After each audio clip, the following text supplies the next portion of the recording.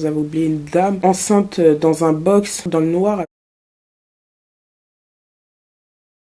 J'avais rendez-vous avec mon compagnon en prison parce qu'il est là-bas. C'était dimanche. Quand je suis arrivée à la prison, j'ai donné ma pièce d'identité aux agents. Après, j'ai déposé mon sac à main dans le casier numéro 3. Parce que moi, j'étais dans le box numéro 3. Donc, j'ai déposé mes affaires là-bas avec mon portable, tout. Parce que là-bas, on n'a pas le droit de rentrer avec téléphone. Tout reste dehors, dans le casier. C'est les gens qui nous font rentrer, c'est les gens qui nous font sortir aussi. Chacun est dans son box avec son compagnon. Moi, j'étais dans le box numéro 3, de 15h30 à 17h.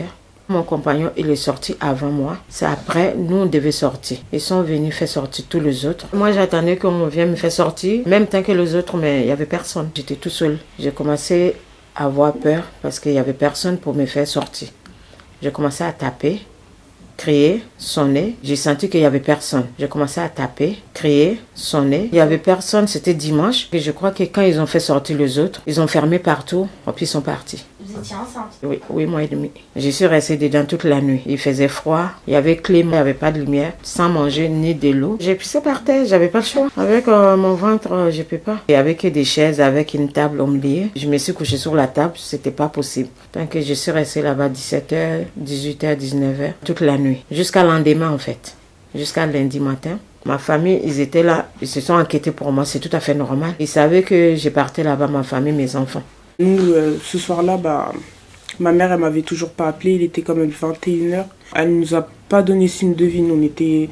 Au début, j'étais pas inquiète. Il était 21h49. Je lance un appel. Je l'appelle une première fois. Son téléphone, il sonne. Elle répond pas. Je fais le tour de mon quartier et je vois qu'il est minuit et quelques, je veux dire. On s'est peut-être dit, elle a accouché. Non, je sais pas. Il était 1h46, quelque chose comme ça. J'ai appelé le commissariat. Il répondait pas. Du coup, je me suis dit, autant appeler le parloir vu qu'elle était au parloir. Là, j'ai eu une dame au téléphone. Je lui ai demandé si elle avait vu ma mère en visite. Elle m'a dit comme quoi oui, votre mère est bienvenue et qu'elle est partie. J'ai dit mais madame, vous êtes sûre que ma mère elle est partie parce que là on l'appelle, elle répond pas et je trouve ça pas normal. La dame me dit comme quoi elle a pas, aucune nouvelle de ma mère. On a commencé à appeler des hôpitaux, rien du tout. Et là on est parti au commissariat faire un avis de recherche. Le lendemain on attend encore. Lundi matin, heureusement j'ai eu la chance, il y a une dame qui passait. Quand j'ai commencé à taper, elle a eu peur. Elle m'a demandé qu'est-ce que vous faites dedans. J'ai dit on m'a oublié. Elle a dit vous avez eu la chance que je suis passée par là. Si j'étais passée par derrière,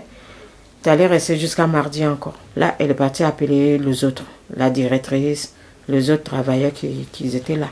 Donc ils sont venus me faire sortir, ils sont venus me demander, j'ai dit je sais pas ce qui s'est passé. Sur les coups de 9h, je reçois 2 appels du commissariat. Ils nous disent comme quoi ils avaient retrouvé ma mère. Et là je leur ai dit mais elle était où? Parce que c'est pas normal, moi j'étais vraiment énervée contre elle. Donc j'ai rappelé le parloir. Et de là j'ai eu une dame au téléphone qui me dit comme quoi oui on a oublié votre maman, c'est inadmissible ce qui s'est passé. En 30 ans de carrière elle avait jamais vu ça. Je lui ai dit mais madame vous êtes consciente que c'est très très grave ce que vous êtes en train de me dire. Vous avez oublié une dame enceinte dans un box entre 4 murs dans le noir avec la climatisation, sans rien, surtout elle est enceinte donc elle a besoin de faire ses besoins. Là elle m'a dit oui mais on s'excuse. Au début j'ai dit oui c'est peut-être une erreur, ça peut passer, mais 2 erreurs dans la même soirée parce que vu que moi j'ai appelé et que la dame m'a dit comme quoi ma mère était partie, c'est qu'elle n'a pas vérifié parce que avant de rentrer dans le box ils gardent leur pièce d'identité. Donc la dame n'a pas vérifié comme quoi la pièce d'identité de ma mère n'a pas été remise.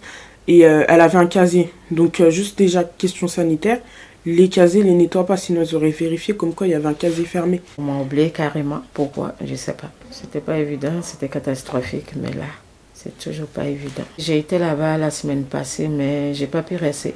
Ils l'ont fait sortir 30 minutes avant la fin. Parce que je pouvais pas. Si j'arrive là-bas, j'ai du mal à respirer parce que ça me fait... J'arrive pas du tout. Imagine quelque chose m'arrivait. Mes enfants, ils allaient faire comment? Je pouvais mourir dedans, je pouvais avoir une autre maladie ou accoucher sur les champs. Je suis très en colère toujours contre eux. Avec le temps, petit à petit, peut-être ça va aller.